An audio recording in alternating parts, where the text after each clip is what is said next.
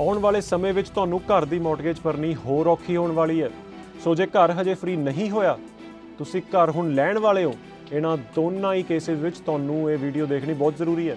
ਜੇ ਪਿਛਲੇ ਸਾਲ ਵੱਧਦੇ ਰੇਟ ਆਫ ਇੰਟਰਸਟ ਨਾਲ ਤੁਸੀਂ ਪਰੇਸ਼ਾਨ ਸੀ ਤੇ ਹੁਣ ਕਿਉਂਕਿ ਉਹ ਵਾਧਾ ਰੁਕ ਗਿਆ ਹੈ, ਇਹਦਾ ਮਤਲਬ ਇਹ ਨਹੀਂ ਕਿ ਤੁਸੀਂ ਸੁੱਖ ਦਾ ਸਾਹ ਲੈ ਸਕਦੇ ਹੋ। ਬੈਂਕ ਆਫ ਕੈਨੇਡਾ ਘਰੇਲੂ ਕਰਜ਼ੇ ਦੇ ਬੋਝ ਨੂੰ ਲੈ ਕੇ ਪਿਛਲੇ ਸਾਲ ਨਾਲੋਂ ਜ਼ਿਆਦਾ ਚਿੰਤਿਤ ਹੈ ਅਤੇ ਉੱਚ ਦਰਾਂ ਤੇ ਮੌਰਗੇਜ ਰਿਨਿਊਅਲ ਤੋਂ ਬਾਅਦ ਆਉਣ ਵਾਲੇ ਸਾਲਾਂ ਵਿੱਚ ਲੋਕ ਉਸ ਨੂੰ ਕਿਸ ਤਰ੍ਹਾਂ ਸੰਭਣਗੇ, ਉਸ ਬਾਰੇ ਵੀ ਚਿੰਤਿਤ ਹੈ। ਸੋ ਫਿਕਸਡ ਮੌਰਗੇਜ ਵਾਲੇ ਵੀ ਜੇ ਹੁਣ ਤੱਕ ਸੁਖੀ ਸੀ, ਤਾਂ ਹੁਣ ਜਦ ਰਿਨਿਊਅਲ ਦਾ ਸਮਾਂ ਆਇਆ ਤਾਂ ਉਹਨਾਂ ਨੂੰ ਸ਼ੌਕ ਲੱਗ ਸਕਦਾ ਹੈ। ਪਿਛਲੇ ਸਾਲ ਇੰਟਰਸਟ ਰੇਟਸ ਲਗਾਤਾਰ ਵਧਾਉਣ ਨਾਲ ਮਹਿੰਗਾਈ ਨੂੰ ਘਟਾਉਣ ਵਿੱਚ ਕੁਝ ਸਫਲਤਾ ਮਿਲੀ ਹੋਵੇਗੀ, ਪਰ ਵੇਰੀਏਬਲ ਰੇਟ ਮੌਰਗੇजेस ਨੂੰ ਕੋਲੇਟਰਲ ਡੈਮੇਜ ਦੀ ਤਰ੍ਹਾਂ ਬਣਾਇਆ ਗਿਆ ਹੈ। ਕਿਉਂ? ਕਿਉਂਕਿ ਬੈਂਕ ਦੀ ਦਰ 2022 ਦੇ ਸ਼ੁਰੂ ਵਿੱਚ 0 ਤੋਂ ਵੱਧ ਕੇ ਮੌਜੂਦਾ ਸਮੇਂ ਵਿੱਚ 4.5% ਦੇ ਨੇੜੇ ਹੈ। ਤੁਹਾਨੂੰ ਮੈਂ ਦੱਸ ਦਵਾਂ ਕਿ ਬਰੈਂਪਟਨ ਵਿੱਚ ਜੇ ਘਰਾਂ ਦੇ ਰੇਟ ਘਟੇ ਸੀਗੇ ਤਾਂ ਹੁਣ ਜਨਵਰੀ ਤੋਂ ਬਾਅਦ ਫੇਰ ਵਧਣ ਲੱਗ ਗਏ ਨੇ, ਲਗਭਗ 17% ਵਧੇ ਨੇ ਤੇ ਵੈਨਕੂਵਰ ਵਿੱਚ ਵੀ 5% ਵੱਧ ਗਏ ਨੇ।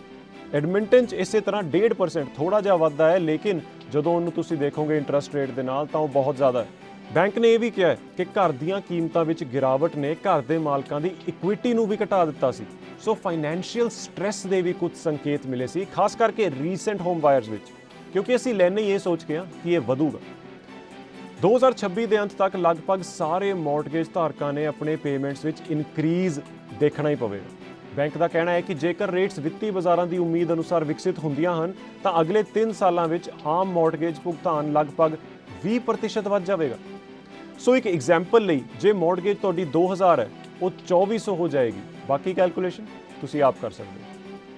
ਐਵਰੇਜ ਡੈਟ ਸਰਵਿਸ ਰੇਸ਼ੋ, ਇੱਕ ਪਰਿਵਾਰ ਦੀ ਕੁੱਲ ਆਮਦਨ ਦਾ ਪਰਸੈਂਟੇਜ ਜੋ ਉਹਨਾਂ ਦੇ ਮੌਰਗੇਜ ਦਾ ਭੁਗਤਾਨ ਕਰਨ ਵੱਲ ਜਾਂਦਾ ਹੈ, ਪਿਛਲੇ ਸਾਲ 16% ਤੋਂ ਵੱਧ ਕੇ 19% ਹੋ ਗਿਆ ਹੈ। ਇਹ ਘੱਟੋ ਘੱਟ ਇੱਕ ਦਹਾਕੇ ਵਿੱਚ ਰਿਕਾਰਡ ਤੇ ਸਭ ਤੋਂ ਉੱਚਾ ਪੱਧਰ ਹੈ।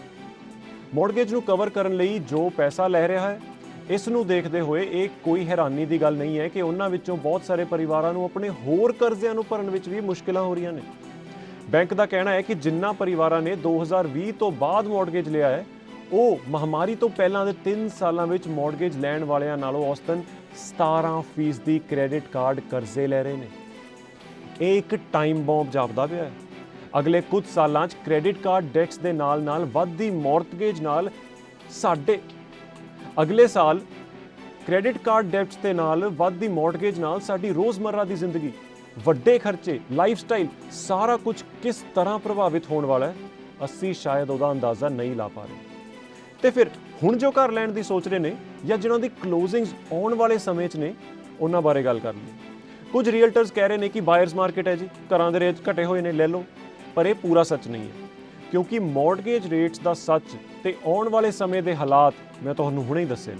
ਪਰ ਘਰਾਂ ਦੇ ਰੇਟ ਇੱਕ ਵਾਰ ਫੇਰ ਉੱਪਰ ਜਾ ਰਹੇ ਨੇ, ਜਿਵੇਂ ਕਿ ਮੈਂ ਦੱਸਿਆ, ਚਾਹੇ ਥੋੜੇ ਤੇ ਕਲੋਜ਼ਿੰਗ ਦੇ ਸਮੇਂ ਤੱਕ ਉਹ ਹੁਣ ਹੋਰ ਹੀ ਉੱਤੇ ਜਾਣਗੇ। ਕੋਵਿਡ ਤੋਂ ਬਾਅਦ ਅਸੀਂ ਰਿਕਵਰ ਕਰ ਰਹੇ ਹਾਂ, ਸੋ ਤੁਸੀਂ ਅੰਦਾਜ਼ਾ ਲਾ ਸਕਦੇ ਹੋ ਕਿ ਅਪਵਰਡ ਟ੍ਰੈਂਡ ਰਹੇਗਾ। ਇੱਕ ਵਾਰ ਵੈਸੇ ਹੀ ਮਾਰਕੀਟ ਨਾਰਮਲਾਈਜ਼ ਹੋ ਚੁੱਕੀ ਹੈ, ਚਾਹੇ ਉਹ ਰੇਟ ਆਫ ਇੰਟਰਸਟ ਵਧਾਉਣ ਨਾਲ ਹੋਇਆ ਹੋਵੇ। ਪਰ ਹੁਣ ਸਾਨੂੰ ਇਹ ਲੱਗਦਾ ਕਿ ਕਿਉਂਕਿ ਰੇਟ ਆਫ ਇੰਟਰਸਟ ਵੱਧ ਨਹੀਂ ਰਹੇ ਤਾਂ ਠੀਕ ਹੈ, ਪਰ ਇਹ ਯਾਦ ਰੱਖਣਾ ਪਏਗਾ ਕਿ ਰੇਟ ਆਫ ਇੰਟਰਸਟ ਘੱਟ ਵੀ ਨਹੀਂ ਰਹੇ, ਉਹ ਉੱਚੇ ਪੱਧਰ ਤੇ ਸਟੇਬਲ ਨੇ।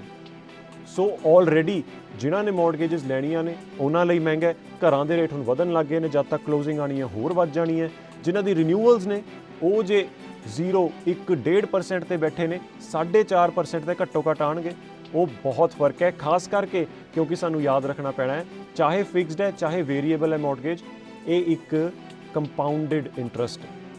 ਇਸ ਕਰਕੇ ਹੁਣ ਹੋਮ ਬਾਇਰ ਹੋਣਾ ਜਾਂ ਘਰ ਲੈਣ ਬਾਰੇ ਸੋਚਣਾ ਦੁਬਾਰਾ ਸੋਚਣ ਦੀ ਲੋੜ ਹੈ। ਇਹ ਇੱਕ ਆਮ ਜਿਹੀ ਸਿੰਪਲ ਜੀ ਇਕੁਏਸ਼ਨ ਨਹੀਂ ਰਹੀ ਹੈ, ਇਹ 'ਚ ਬਹੁਤ ਸਾਰੀਆਂ ਹੋਰ ਚੀਜ਼ਾਂ ਜੁੜ ਗਈਆਂ ਨੇ ਜੋ ਮੈਂ ਤੁਹਾਨੂੰ ਦੱਸੀਆਂ। ਜਿਨ੍ਹਾਂ ਦੀ ਫਿਕਸਡ ਮੌਰਗੇਜ ਹੈ ਉਹਨਾਂ ਲਈ ਜੇ ਮੈਂ ਕੋਈ ਸੋਲੂਸ਼ਨ ਸੁਜੈਸਟ ਕਰਾਂ ਤਾਂ ਉਹ ਇਹ ਹੋ ਸਕਦਾ ਹੈ ਕਿ ਬੈਂਕਸ ਨਾਲ ਗੱਲ ਕੀਤੀ ਜਾਵੇ। ਅਸੀਂ ਆਮ ਤੌਰ ਤੇ ਬੈਂਕਸ ਨਾਲ ਗੱਲ ਨਹੀਂ ਕਰਦੇ ਹਾਂ, ਸਾਨੂੰ ਪਤਾ ਹੈ ਕਿ ਹੁਣ ਰਿਨਿਊ ਹੋਣੀ ਹੈ, ਜੋ ਇੰਟਰਸਟ ਹੈ ਉਹੀ ਲੱਗ ਜਾਏਗਾ, ਪਰ ਐਵੇਂ ਨਹੀਂ ਹੁੰਦਾ।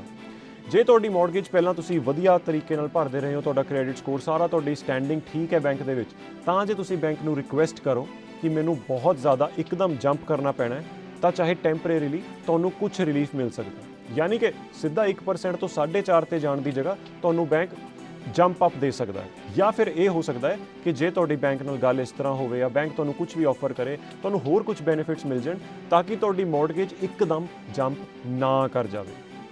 ਸੋ ਹਾਊਸਿੰਗ ਮਾਰਕੀਟ ਦਾ ਇੱਕ ਜਿਹੜਾ ਬਬਲ ਬਣਿਆ ਹੋਇਆ ਹੈ ਉਹ ਹਲਕਾ ਜਿਹਾ ਬਰਸਟ ਹੋ ਗਿਆ ਸੀਗਾ ਲੇਕਿਨ ਹੁਣ ਜੇ ਦੁਬਾਰਾ ਰਿਕਵਰੀ ਹੋ ਰਹੀ ਹੈ ਤਾਂ ਵੀ ਬਹੁਤ ਧਿਆਨ ਨਾਲ ਚੱਲਣਾ ਪੈਣਾ ਹੈ। ਰੀਅਲਟਰਸ ਇਸ ਵੇਲੇ ਬਿਜ਼ਨਸ ਮਾਈਂਡਡ ਹੋ ਕੇ ਕੁਝ ਇਹੋ ਜਿਹੇ ਸੁਜੈਸ਼ਨਸ ਦੇ ਸਕਦੇ ਨੇ ਜਿਹਨਾਂ ਨਾਲ ਤੁਸੀਂ ਫਸ ਸਕਦੇ ਹੋ, ਕਿਉਂਕਿ ਤੁਸੀਂ ਡਾਊਨ ਪੇਮੈਂਟ ਅਫੋਰਡ ਕਰ ਲਓਗੇ, ਜਿੰਨੀ ਉਹ ਮੌਰਗੇਜ ਦੱਸ ਰਿਹਾ ਉਨੀ ਸ਼ਾਇਦ ਤੁਸੀਂ ਅਫੋਰਡ ਕਰ ਲਓਗੇ, ਲੇਕਿਨ ਇਹ ਕੰਪਾਊਂਡਡ ਇੰਟਰਸਟ ਤੁਹਾਡੇ ਅਗਲੇ 20-25 ਸਾਲਾਂ ਦੀ ਇਹ ਇਨਵੈਸਟਮੈਂਟ ਤੇ ਜਿਹੜੇ ਬਾਕੀ ਖਰਚੇ ਨੇ, ਜਿਹੜੇ ਬਾਕੀ ਥਾਵਾਂ ਤੇ ਵੀ ਤੁਹਾਡੇ ਇੰਟਰਸਟ ਲੱਗ ਕੇ ਉਹ ਤੁਹਾਡੀ ਸੈਲਰੀ 'ਚੋਂ ਜਾਣਾ ਹੈ, ਇਹ ਸਾਰੀਆਂ ਚੀਜ਼ਾਂ ਦਾ ਤੁਹਾਨੂੰ ਆਪ ਹੀ ਖਿਆਲ ਕਰਨਾ ਪੈਣਾ ਜਾਂ ਫਿਰ ਸ਼ਾਇਦ ਕੋਈ ਅੱਛੀ ਸਾਊਂਡ ਫਾਈਨੈਂਸ਼ੀਅਲ ਐਡਵਾਈਸ ਲੈਣ ਦੀ ਲੋੜ ਹੈ। ਸਤਿ ਸ਼੍ਰੀ ਅਕਾਲ।